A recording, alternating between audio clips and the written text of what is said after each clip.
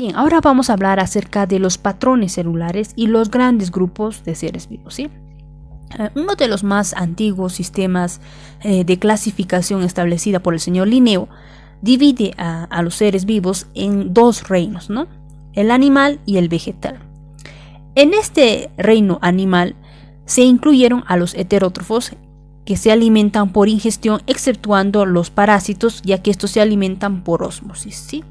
Ahora, en el reino vegetal estaban incluidos los organismos relacionados con la fotosíntesis, ¿no? Que comprenden las plantas, bacterias, mixomicetos y los hongos. Ahora, debido a inconvenientes en la división de la vida en estos dos reinos, se han creado otras divisiones más elaboradas, más ordenadas, ¿sí? Más consistentes con los nuevos conocimientos. Sin embargo, todavía se utiliza un sistema como el de Linneo, ¿sí? Basado principalmente en la estructura de estos seres vivos y en el modo de absorción de los nutrientes, ¿sí? Entonces se ha logrado crear 5 reinos. Tenemos el reino Monera, Protista, Fungi, Plantae y Animalia. Muchos de estos términos ya te menciona más o menos de qué se trata, ¿no? Bien, el reino Monera, vamos a decir que las bacterias son morenitas, ¿sí? Entonces decimos, el reino Monera está formado por las bacterias, ¿sí?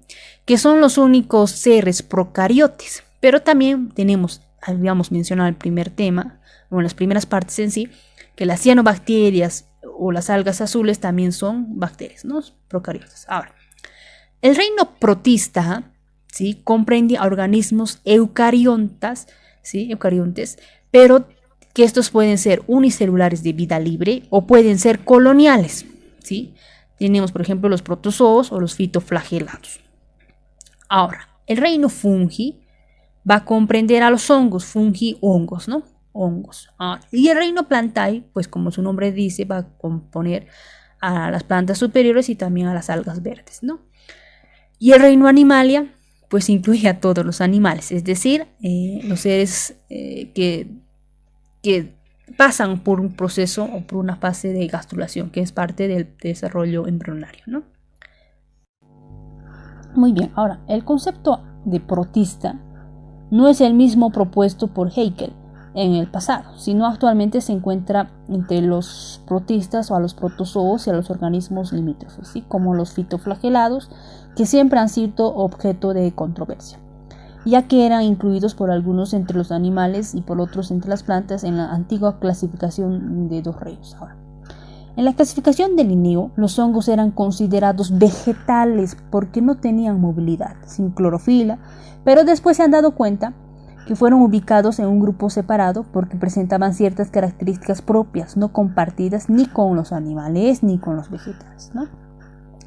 Estos no tienen clorofila ni otros pigmentos fotosintéticos, no forman en sí tejidos verdaderos, no tienen una pared de celulosa, que es característico de las células vegetales, sino más bien están compuestas principalmente por quitina, ¿no? Que es característica de los animales. Ahora, también no almacenan almidón, ¿sí? Vale decir, el almidón era la reserva de nutrientes de los vegetales, como una reserva de energía, sino glucógeno, ¿sí? Que es la reserva de los animales, ¿no? Entonces, no reservan almidón, pero sí reservan el glucógeno. Ahora, los avances tecnológicos en la biología celular han permitido el estudio mucho más profundo de las relaciones evolutivas entre los organismos, un enfoque llamado filogenia, ¿sí? De hecho, la elucidación de la evolución molecular de las células parece ser la mejor manera de aclarar los orígenes de las células existentes en la actualidad y para descubrir las características de las células primordiales que aparecieron hace 3.5 billones de años, ¿no? Y que son las células precursoras de las células actuales.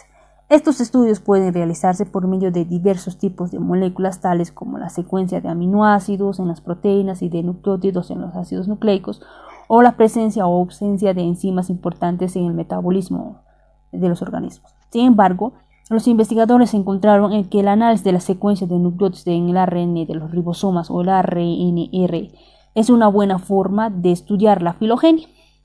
Todas las células tienen ribosomas y su ARN es muy constante en sus funciones, actuando como un reloj molecular. apropiado para estimar los cambios evolutivos que se produjeron durante miles de millones de años desde que surgió las primeras células en la Tierra. Además, los cambios muy pequeños de la estructura del ARN ribosomal hace que esto ya no sea funcional.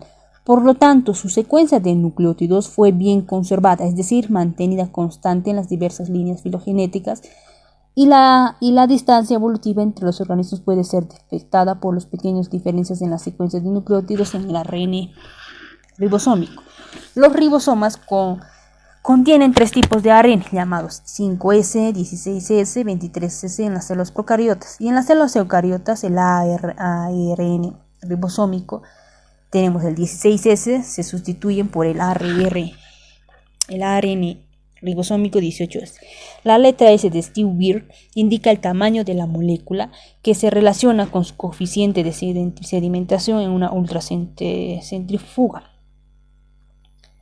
Ahora, debido al tamaño conveniente del ARN ribosómico 16S, 18S en las células eucariotas, es el más utilizado en los estudios filogenéticos. El ARN ribosómico 5S tiene solo 125 nucleótidos, lo que limita en gran medida la información que puede proporcionar, mientras que el ARN ribosómico 23S con 12.900 nucleótidos es muy grande y el estudio de sus moléculas es más difícil y laborioso. A raíz del estudio de la secuencia de nucleótidos en el ARN ribosómico 16S de las células procariotas y el ARN 18 de las células eucariotas, se han contribuido grupos de los que aparecen en las clasificaciones anteriores. En comparación entre los organismos se basa el concepto de que los organismos que se diversificaron antes tuvieron más tiempo para acumular modificaciones en su ARN ribosomal que los organismos que se separaron más recientemente.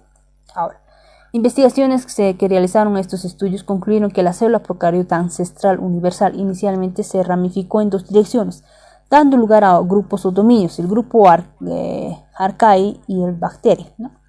Más tarde, desde el dominio Archaea surgieron las primeras células eucariotas que formaron el dominio Eukarya, verdadero, ¿no? Carionúcleo. El dominio Archaea comprende a las procariotas metanógenos que producen el gas metano como producto de su metabolismo, y los que viven en condiciones extremas de alta o baja temperatura y salinidad, acidez o alcalinidad elevada. Por su característica molecular, tales como la composición de ARN ribosómico, estas células procariotas muestran algunas similitudes con los seres del dominio Eukarya y muchas diferencias con el dominio Bacteria. Aparte de las diferencias en el ARN ribosómico, las células del dominio Archaea tienen paredes celulares sin proteoglucanos compuestos que se encuentran en las paredes de las bacterias. Ahora, el dominio Eukarya abarca todos los seres constituidos por células eucariotas, y el dominio Bacteria abarca a las bacterias actualmente mejor conocidas y llamadas también eubacterias.